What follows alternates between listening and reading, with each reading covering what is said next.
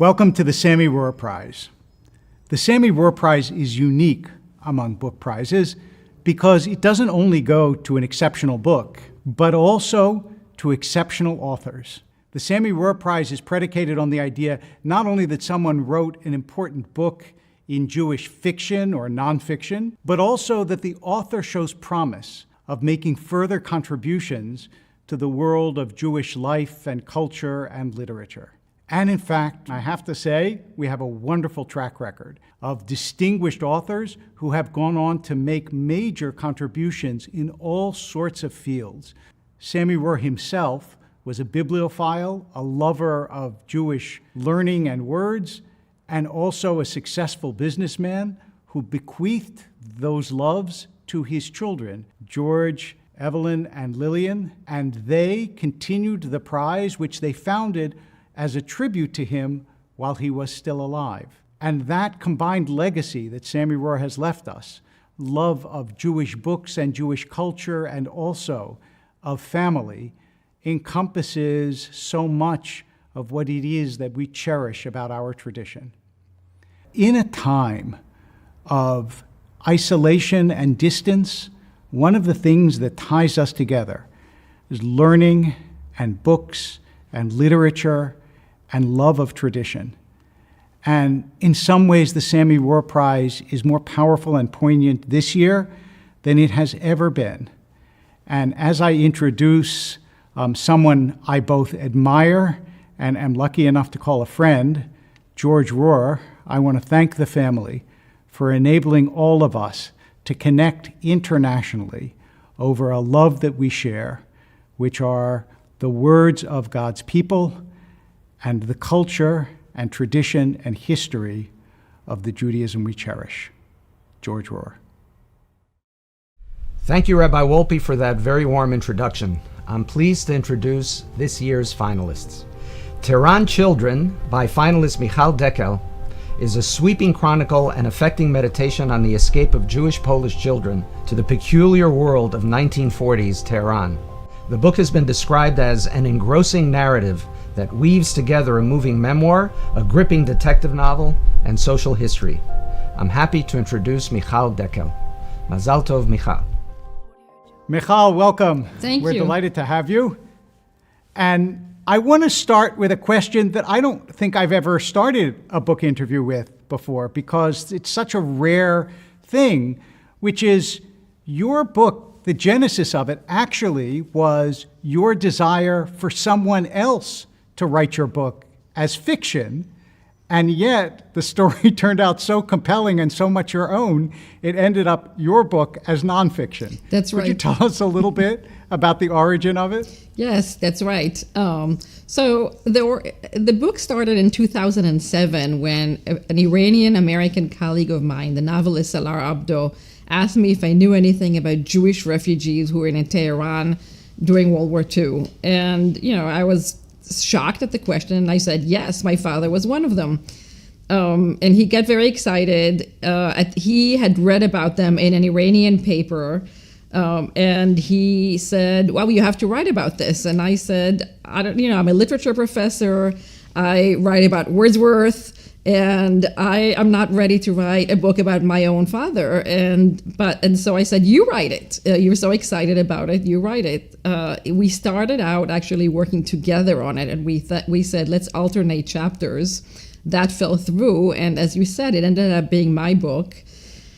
But I also became, in some ways, a nonfiction writer through this book. I mean, the book is actually a finalist for a literary prize. I was going to say, it's so beautifully written, and it's hard to believe that that wasn't always your design from the very beginning, because that story becomes seamlessly part of the whole story.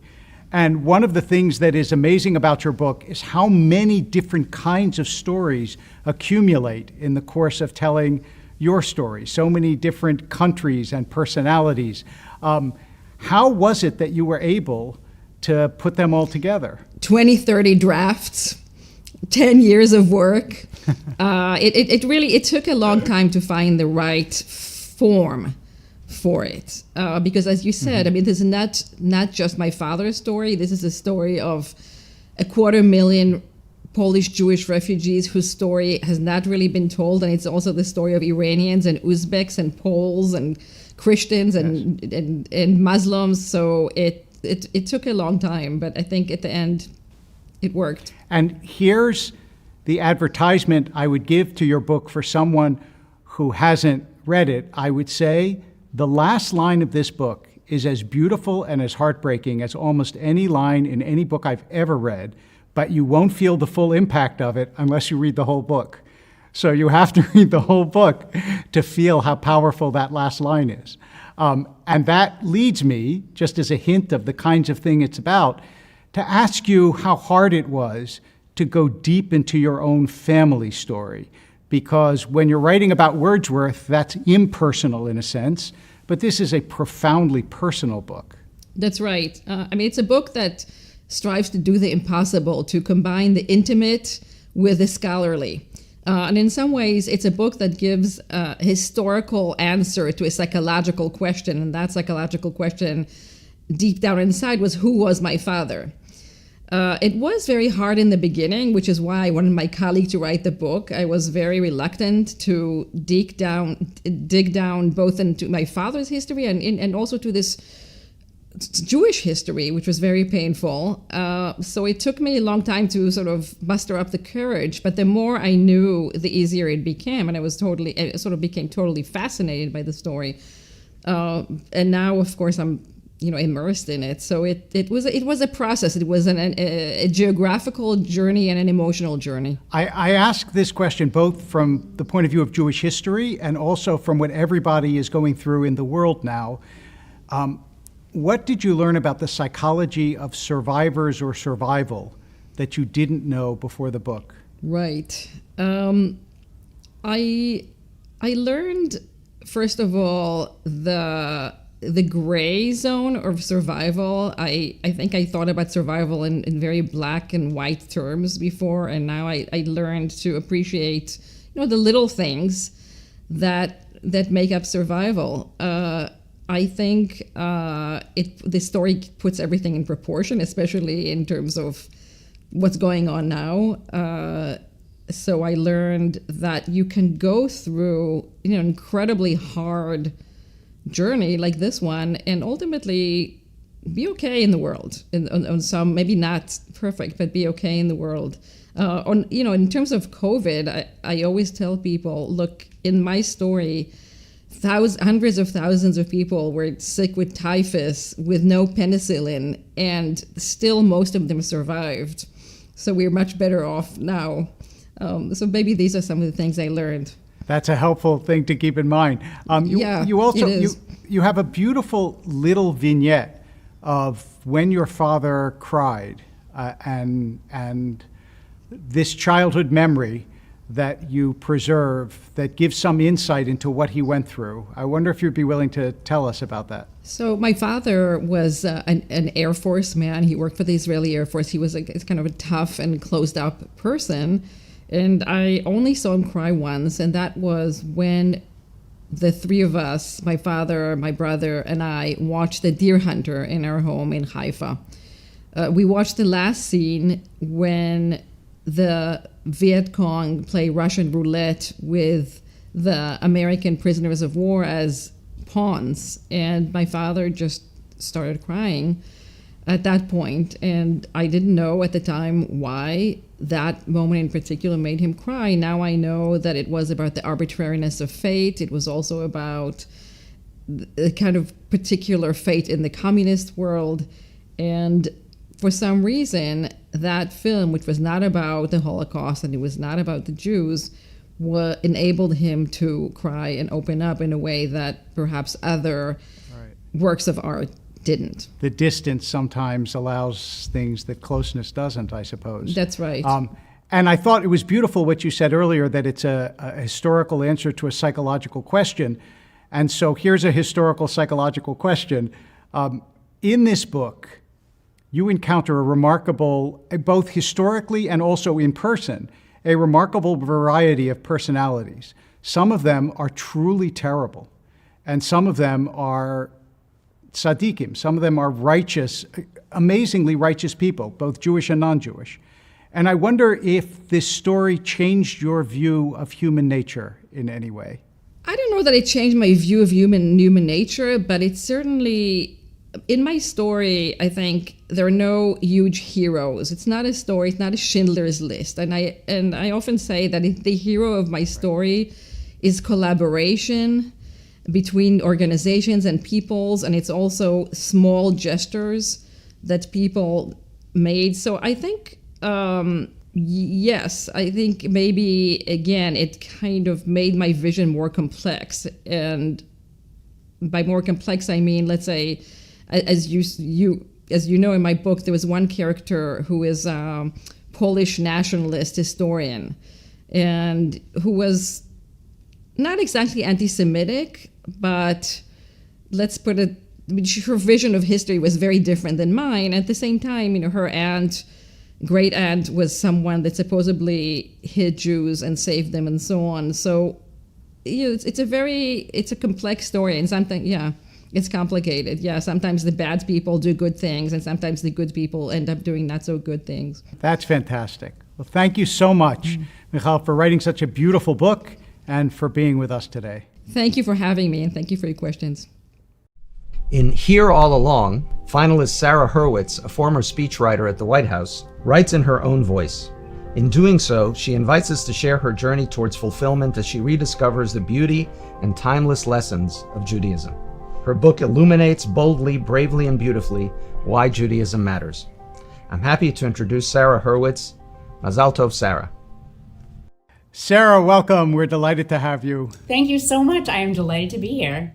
Your book, obviously, is a book that would endear you to every rabbi, because it is exactly what we hope, which is that someone discovers the riches of the tradition, in part by talking to people who know about it, but really as part of your own discovery.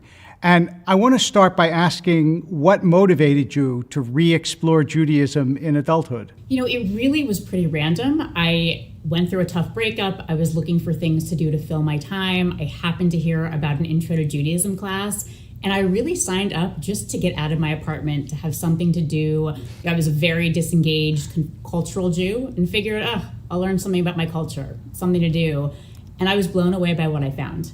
It really was, I wasn't on some deep spiritual journey. It wasn't some big crisis. It was kind of random. But once I saw what was there, I was hooked and fascinated, and I kept on learning. And was there an initial point, a story, an idea, a holiday or something that first sort of turned the switch where you said to yourself, this is more than I expected? I think our study in that initial introductory class of Shabbat and of Jewish ethics, this is a very basic class, right? So it was a pretty basic introduction, right. But, I saw Shabbat as this incredibly radical, deeply countercultural institution, one where for 25 hours, you were essentially saying, no boss, I won't answer your emails, no Facebook, I won't click on your ads, no consumerist society with your relentless messages of you're not enough, work more, consume more, produce more, consume more. I'm going to reject all of that. It's a very radical move. So that moved me.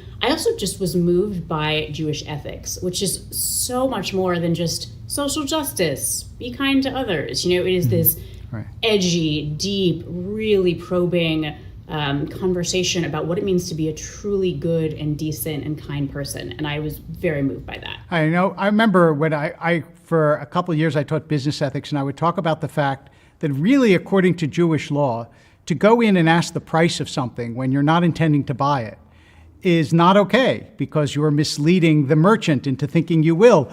And I thought, if these ethics were really adopted, our society would change an awful lot. Yes. And, I think what moves me about actually that particular piece of law is when I studied early on, there's a real sort of on-the-ground contemplation of that shopkeeper's humanity, a real concern for that person struggling to make a livelihood and how you treat them in that moment on the ground. It's a very particular kind of ethics, and you're right, it's hard to implement. And I don't think one necessarily has to take it all literally, but I do think that overall sensibility of incredible sensitivity to those around us, I think is worth trying to preserve and enact. So one of the things that interests me in particular about your having written this book is when I was in college, before I graduated, I worked on a political campaign. And it was by far the most consuming thing I have ever done. Morning till night. I mean, it convinced me I never wanted to go into politics. But I realized that somebody who comes to the tradition after being in politics, and I'm not talking right or left, it's irrelevant, but just that consuming world must see it differently from somebody who comes from a more calm and disengaged sort of profession. And I wonder how your political background affected your seeing the tradition.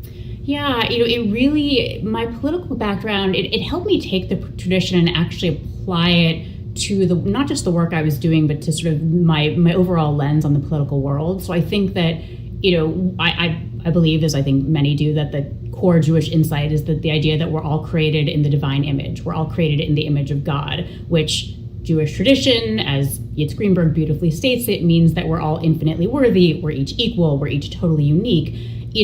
That is sort of, to me, the driving insight of my work in politics. And I think that when I look at the political landscape now and see so many people trampling that driving instinct, it's now very personal for me. It's not just about sort of offending my, Sarah Hurwitz's moral sensibilities. It's about really stomping on the beating heart of this 4,000-year tradition that I deeply love and care about. And I do think, I couldn't agree with you more, that is both the guiding insight of the Jewish tradition and in some ways, if enacted, the most radically world-changing statement that a tradition could make.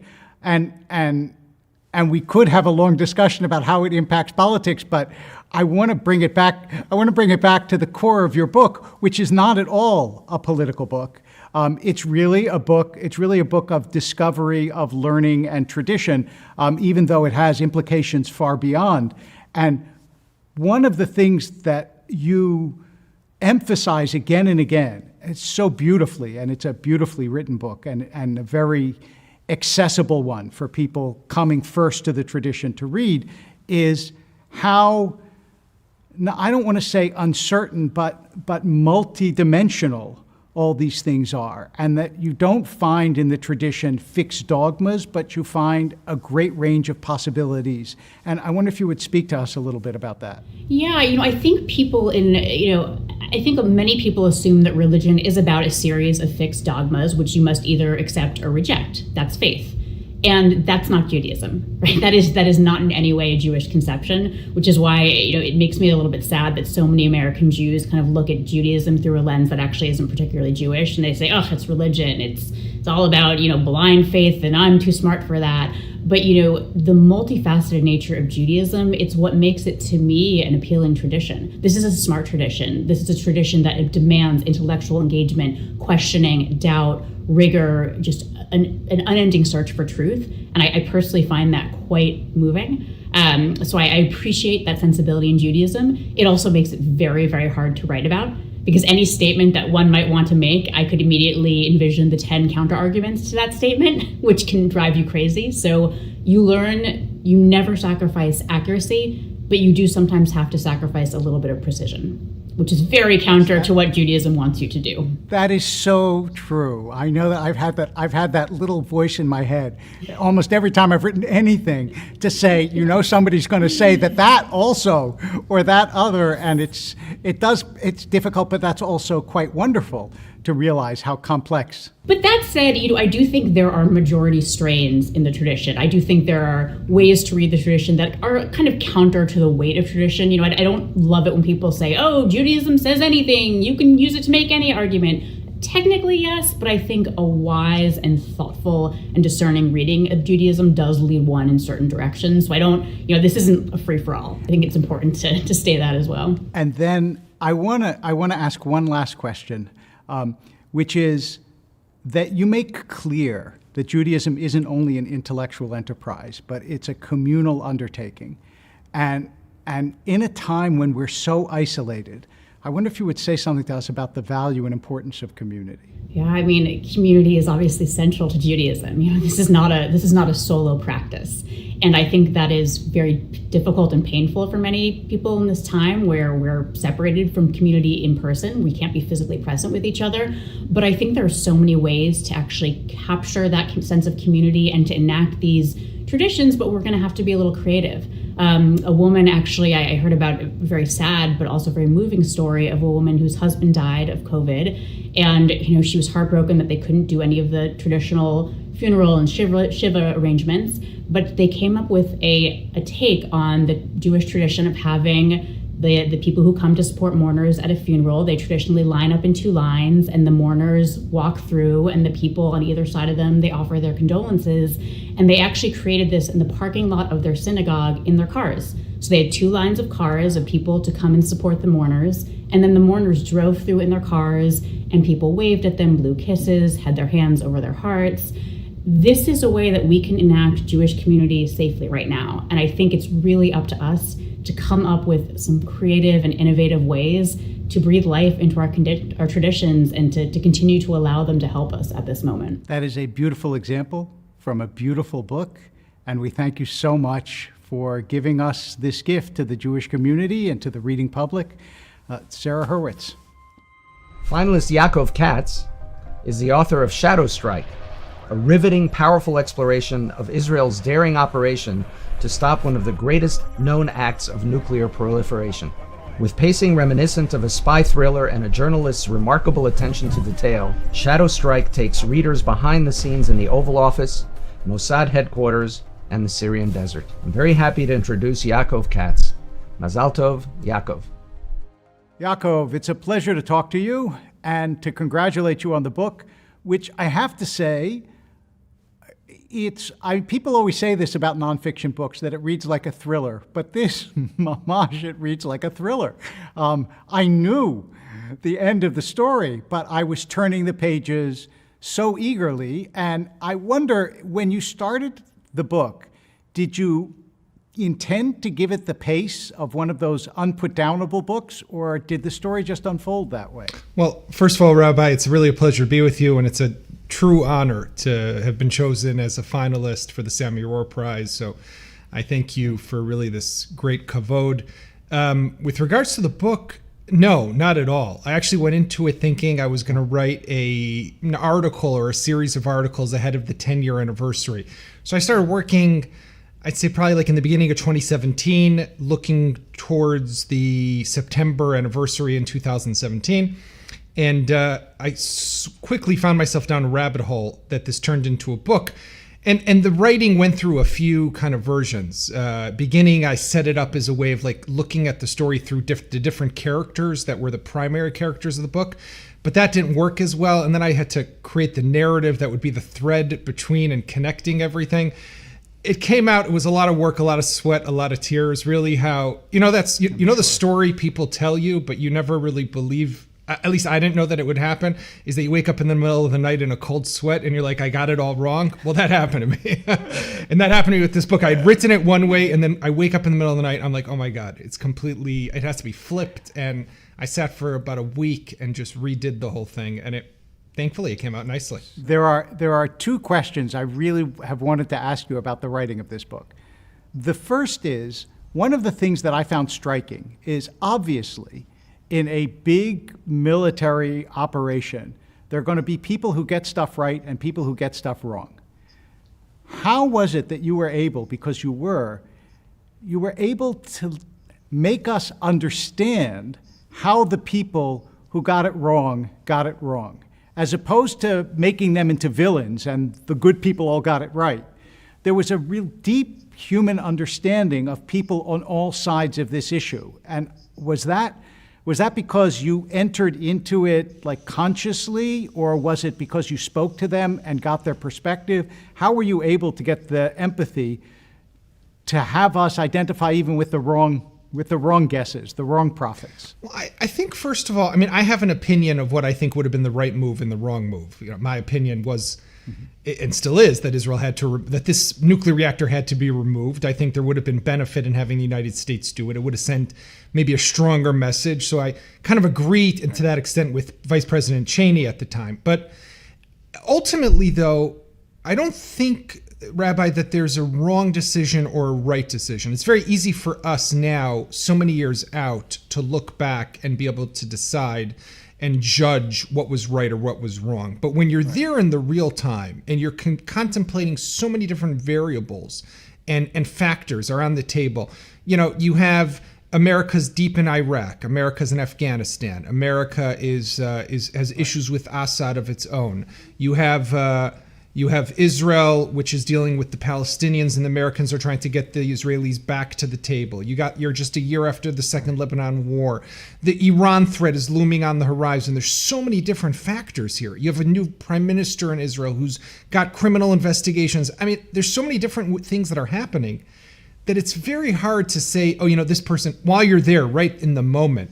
I think now we could say, it's easy for us as writers or, as I guess semi-historians or journalists to be able to say, this person was wrong. But maybe that's why there was some empathy, because who am I to say that Condoleezza Rice was wrong or Bob Gates was wrong, right? Everyone had a legitimate argument or legitimate position to take at the time. And that was the second question that I wanted to ask you, especially about the sourcing of it, was I literally was shaking my head as I read through this book thinking, how did he get this? Like, how did he get people to trust him to tell him this stuff? First of all, were there things that you had to leave out? And second, were you ever surprised that people spoke so openly to you? Because there's a lot of stuff in this book. The truth is there's a couple of factors. The first is time has passed, right? So all of these people who were the main players at the time, they're no longer in office, right? And therefore, as time goes by and they've left and they're now the so-called formers, they're more open to speaking and they're more open to sharing their story and telling it to the world and speaking to people like myself. So that plays to your advantage. The second factor is that you play one off the other, right? So you kind of learn this on the job as a journalist, which is my day job, is if you get one person to talk, that will probably help you get the second person to talk. And once you have 2, 3, or 4, everyone's going to want to talk because everyone's going to want to get their version. I remember, for example, with Ehud Barak, who was defense minister at the time, who I think was maybe on the wrong side of how the story played out, but he did not want to meet with me. And at one point, I tried a number of ways to get to him. And finally, I spoke to one of his assistants one day, and I said, you know what? No problem. And she said, what do you mean? You've always wanted to speak to him. And I said, yeah, but you know what? I spoke with Ehud Olmert. I spoke with Gabi Ashkenazi. I spoke with Tzipi Livni. I'm good to go without him. And they said, basically, come tomorrow, right? So if you play one off the other, that also helps. And really, again, it comes down to the fact that people want to get their story out. They want their version told. They want to get their place in history. And I was fortunate enough to be able to get them to trust me. I want to pick up place in history because I think if there's a character who comes out of this better than readers may assume before they read the book, it's Ehud Olmert. Could you say a couple words about his place in this story? Look, Ehud Olmert is without a doubt, is a prime minister who brought some level of shame to the state of Israel. He was the first prime minister to go to jail. He was convicted of corruption, of taking bribes. There's no question about that. I mean, that was determined by the Israeli Supreme Court. Who am I to say anything about that? But I think in this one instance, in this small little story, he was a hero. He was a hero for the Jewish people. He was a hero for the state of Israel because he took a decision that he easily could not have taken, right? At the time, he was a year after a bad war in Lebanon, a war that ended with a commission of inquiry that basically placed the whole blame for the failures of that war on his shoulders. He had investigations that were coming at him from the police of the corruption charges at the time. They weren't yet charges, but they were after him. And the sharks were circling, the political sharks. They were out to get him. They sensed or smelled the blood in the water. And he was on the line. And he had a U.S. president. He had this threat that was coming, right, this Syrian nuclear reactor. And he easily could have said, because the U.S. president at the time, George Bush, said, we got a diplomatic solution. Let me deal with it. He easily could have said, listen, I'm going to go with the U.S. president. I got enough trouble on my plate, right? Why would I want to do something that could lead to a war with Syria? But in the end, he took the brave decision. And to that, I think he deserves credit. I only have time for one final question, so I want to ask you this. Your day job is as the editor of the Jerusalem Post. So you're monitoring things all the time, political situations, not only in Israel, but primarily in Israel, but also abroad. I wonder if this deep dive into this critical moment of history gave you a different perspective on politics or on contemporary events. It doesn't have to be a specific thing, but in some way changed your worldview. Funny you should ask me that, because I was thinking about it just today, right? And thinking about just the way decisions are taken. I was thinking specifically about the whole annexation process and the way that's been moving forward, and the way there hasn't been a proper debate in the Israeli government, in the Knesset, in the public. Do we know what's going to happen? Did we not know what's going to happen? All of that put together made me think back to the story of Syria, of how, for all of Israel's failures, really in this one story, you get to see how government is meant to work, how you're meant to sit and debate the issues and discuss the issues and bring all the information and all the sides and work with your allies and partners and collect more information. That's how we're supposed to make decisions of historic significance. And I think that, sadly, we see way too often, my focus is more on Israel than the rest of the world, but I think that we all today, you in Los Angeles, me here in Israel, we share a lot, we share with leaders who have some of these same flaws, unfortunately, today. The inability to really go deep into the way they're making decisions. And I think we're all seeing how that's playing out in the world. Well, thank you. It is, as I said, terrific book. It's a great read, and you learn an awful lot about the way decisions are made and also about the state of Israel at a critical moment in history. So, mazel tov. Thank you, Rabbi, and thank you again to everyone at the Sammy Rohr Prize. A true honor. I appreciate it. Fascinating and forensically scrupulous, dramatic and illuminating, thrilling and profound, brilliant, insightful, and eloquent. These are just a few of the many accolades for Kafka's Last Trial by winner Benjamin Ballant. The book is at once a brilliant portrayal of a modern master and the complex story of the fight to claim his literary legacy. I'm happy to introduce Benjamin Ballant. Mazal Tov, Benjamin. Welcome, Benjamin, and Mazal Tov. Congratulations on a wonderful and deservedly winning book for the Sammy Rohr Prize. There are so many things that I could ask you about this book, but I think I want to start by asking you why Kafka became as central a symbol in the 20th century as he did. What is there about this Czech, German writing, Jewish, spare writer who wanted his own writings burned that became such a huge cultural icon? I think that Kafka represents a certain understanding of modern marginality, of course, of the absurdity of the individual facing the sort of faceless, powerful bureaucracy. But more to the point, and this is something that you and I have talked about previously, he opens himself, precisely because of the spareness of his writing, to an almost infinite number of interpretations, of interpretive schools. And there's an existentialist Kafka, and there's a Kabbalistic Kafka, believe it or not. And of course, there's a Kafka who's a German modernist, and that played a part in the trial. And there's a Kafka who's a Jewish diaspora writer. There's a Kafka who even foresaw some of the totalitarianisms that would arrive on the scene 2 decades after his death.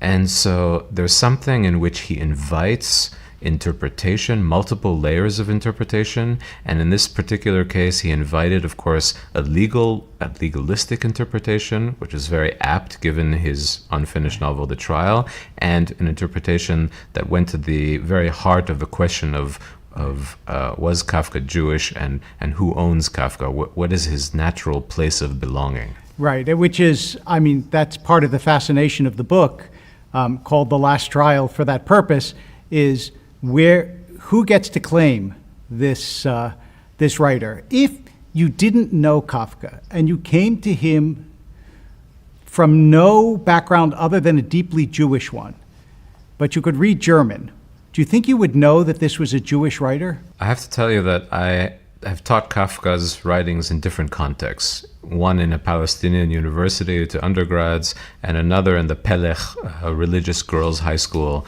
here in Jerusalem. And I was astonished by some of the differences. But in Pelech, for example, we read this parable that's part of the unfinished novel, The Trial, called Before the Law, and the students naturally almost read it as a midrash, and in a very compelling way. There's something very midrashic about the dialogue there. There's something also about Kafka's deep concern with the dynamics of transmission of culture and of knowledge and of values from one generation to the other, even when the content of that transmission may be diminished, as it was in his case. He and this goes to your first question, he sort of captured something about how Jewish transmission from, let's say, Sinai to the present works, and that too invites these multiple layers of interpretation. So, speaking of multiple layers of interpretation, your book has multiple layers of storytelling, because it is, on the one hand, a legal drama, almost a legal thriller. It's almost like what Scott Turow could have written, but it's also a human drama about who gets to and how they get to either keep or give up what they think of as their own. And that starts with Kafka's friend Max Brod. For those who may not know the story of the transmission of Kafka's papers, could you give it to us in a, al regel echad, on one foot? Al regel echad, Max Brod and Kafka were the best of friends. They were of opposite temperaments. Max Brod had no trouble publishing. He published about 80 books in his lifetime, and in his lifetime he was far more acclaimed than Franz Kafka. But he also recognized his friend's genius, and that put him in a very difficult position, because he knew that in devoting the rest of his life to recovering the memory of Kafka, to giving Kafka to literary posterity, his own work, Brod's own work, would be eclipsed. In 1924, when Kafka died, he famously instructed Max Brod to destroy all of my writings unread. And this was the great dilemma of Max Brod's life. And he, of course, as we know, he decided not only to not destroy them, but to preserve them physically, to bring them in his briefcase from Prague to Tel Aviv in 1939, but also to devote the rest of his life to editing and publishing all of Kafka's unfinished works. And in that sense, rescuing Kafka not just from himself, not just from the Nazis, but also from literary oblivion. And in that sense, Max Brod is a fascinating character, and I think one of the auspicious results of this trial in the Israeli Supreme Court will be, and already is, to bring Max Brod out of, let's say, out of Kafka's long shadow, and to attract some appreciation as a cultural figure in his own right. I think that was certainly true for the reader of the book. I knew nothing about Max Brod except that he's the one who didn't burn Kafka's papers. And from reading your book, I got to appreciate what a significant figure he was in his own right. But also there is something, it's almost unavoidable to say Kafkaesque, about where the papers ended up. It was with someone who never knew Kafka. So can you say a word about that? Max Brod, from the second half of his life in Tel Aviv, from 1939 until his death in 1968, he needed, of course, some help in editing this voluminous cache of manuscripts, and for that he turned to his most intimate friend, who's a fellow Prague refugee named Esther Hoffe. And when he died, childless, I should add, he, in his will, gave everything to Esther Hoffe, including Kafka's priceless manuscripts. And as you say, she was one step removed from Kafka. She never knew him, which is maybe why, maybe why she decided to sell things. Something Max Brod never made a profit on these papers, but Esther Hoffe did. And that's really how the whole process in the Israeli court system got started. It's really a process that has to do with inheritance. And in my view, the inheritance of this trial, of the Hoffe family in particular, was itself disinheritance. So in a sense, this book and the whole story revolves around this triangle of interest. You have Israel, represented by the National Library in Jerusalem. You have Germany, represented by the Marbach Archive. And you have the private Hoffe family, for whom Max Brod was a father figure, was it was a very personal story. So you might say this is all a story of successive incursions of privacy. And yes, it does. I didn't think of it that way, but I suppose that's a wonderful way of describing what happens over and over again.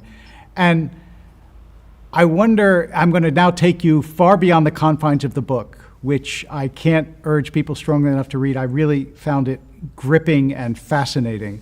I wonder whether you think that Kafka is a particularly powerful figure for this time, for the time of a pandemic, and having saturated yourself in Kafka's life and writings as you have, does his world outlook come back to you now with particular poignancy?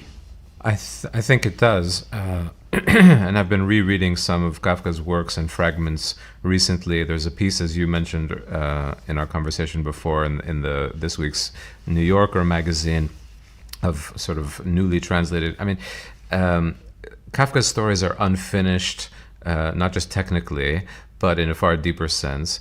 And some of those streams that run in his fiction, I think, do address the present in the sense, if we understand the present as, in a way, a crisis of belonging, a crisis of community, a yearning for community. This tension between Kafka's yearning to be part of something, yearning for arrival, but also ambivalence toward that arrival, I think there is something there that can speak to our current need to reach out, to understand ourselves anew as part of a community. What does community look like, virtual or otherwise? And I think that's something that Kafka has some wisdom to impart to us. That's beautifully said, and your book is studded with such interesting and deep observations, and also tells a fantastic story. So thank you, and thanks and again, Mazal Tov on winning the Sammy Rohr Prize. Thank you so much. This is a great pleasure. Thank you, Benjamin. Wonderful book. And to hear an excerpt from Benjamin Balint's book, here is Sammy Rohr's granddaughter, Daniela Rohr Adelsberg. In centering on the question of who can claim to be Kafka's true heirs, the trial in Jerusalem threw into stark relief the very different ways Israel and Germany remain freighted by their ruptured pasts and by the noble lies on which their healing depended. Each attempted to connect a national we with Kafka's name. Seen through that aperture, the trial offered an object lesson in how Germany's claim on a writer whose family was decimated in the Holocaust is entangled with the country's post-war attempt to overcome its shameful past. As we have seen, the trial also reawakened a long-standing debate about Kafka's ambivalence towards Judaism and the prospects of a Jewish state, and about Israel's ambivalence toward Kafka and towards diaspora culture. In a case not lacking in ironies, surely the last involves taking a proprietary attitude towards a writer so bound up in the refusal to belong to a fixed abode. Kafka's marginality, dislocation, and estrangement from life are the alpha and omega of his imagination. To use the American poet John Asbury's phrase, Kafka was on the outside looking out. He wasn't about to be conscripted by those on the inside. Does Kafka's beguiling writing belong to a German literature or to the state that regards itself as the representative of Jews everywhere? In the end, is Kafka a German language writer who happened to be Jewish, or a profoundly Jewish writer who honed German into a new Jewish language? Or does Kafka's body of work resonate beyond any national canon, obedient to its own laws of motion, to use his own phrase? Kafka himself, in a letter to his fiancée Felice Bauer, seems to have had a premonition of the contradictory ways he would be claimed. He contrasts two recent articles about his work, one of them by Max Brod. "Won't you tell me what I really am?" In the last Neue Rundschau, the writer says, there is something fundamentally German about Kafka's narrative art. In Max's article, on the other hand, Kafka's stories are among the most typically Jewish documents of our time. A difficult case, Kafka concludes. Am I a circus rider on two horses? Alas, I am no rider, but lie prostrate on the ground. Please join me in congratulating the 2020 winner of the Sammy Rohr Prize for Jewish Literature, Benjamin Ballant. Many years back, the actress Maureen Stapleton stepped up to receive her Oscar, and instead of submitting to custom by thanking her agent, her director, her mother, her father, she cleared her throat and she said, "I want to thank everybody I ever met." Today I share that impulse, but in the interest of brevity, I simply want to thank the publishers of Kafka's Last Trial, the venerable employee-owned W.W. Norton, my editor there, John Glussman, my literary agent, Deborah Harris, my beloved family, and above all, I want to thank the Rohr family, which has put such great gusts of wind into the sails of Jewish literature. I'm not merely honored to receive this prize bearing Sammy Rohr's name, I'm flabbergasted. No writer familiar with the accomplished writers who have received the Sammy Rohr Prize for Jewish Literature can accept it with other than humility. Jews have long insisted that books are a necessity of life. We've long acknowledged that literature holds the power to tap into great energies of our heritage, to offer a more coherent vision of who we are, and to carry forward the long procession of Jewish experiences and ideas. In this time of public bewilderment and private disorder, we're still able to think and to feel, and that may be the most urgent role of literature today. We need books not merely to cater to our passing need for entertainment, but to enrich our comprehension of ourselves, to deepen our compassion, and to guide us to what is most enduring. And it so happens that Franz Kafka had something to say on just this point. Kafka once said, "A book must be the axe for the frozen sea within us." But he also had something else, and here I wanted to dissent from him. Kafka's image of a Jew writing in German, as he did, was that of a helplessly struggling beast, without a firm hold on its language. He described such Jews, and now I quote, as having their hind legs still stuck in their parents' Judaism, while their front legs found no purchase on new ground. Luckily today, for Jewish writers and readers in both Israel and in America, Kafka's dilemma is no longer ours. And that, I think, is truly a cause for celebration. So thank you for joining us this evening and for the honor of this wonderful award. Thank you, Ben. Beautiful talk, wonderful book. You know, there is a rabbinic statement, Aseh lecha rav ukneh lecha chaver. Find yourself a teacher and make yourself a friend. The medieval commentator Rashi says, what is a friend? A book. And in this time, when there is so much distance and isolation, we understand what Rashi means. Books are the kinds of friends that will stay on the shelf for 20 years and they will not get offended if you neglect them. And when you open them up, they will greet you with the same messages, the same words, the same meaning as they would have 20 years before. The Sammy Rohr Prize is trying to add to your circle of friends, not only by meeting wonderful authors who we hope you will learn from and listen to for many years to come, but also by giving you friends on the page that will be able to inspire your days and comfort you at nights. Stories and learning and literature that will enable all of us to know more about our past and more about our world. We are so grateful to the Rohr family for enabling us to meet the authors we have met today and for bringing to our attention the remarkable books that they have written.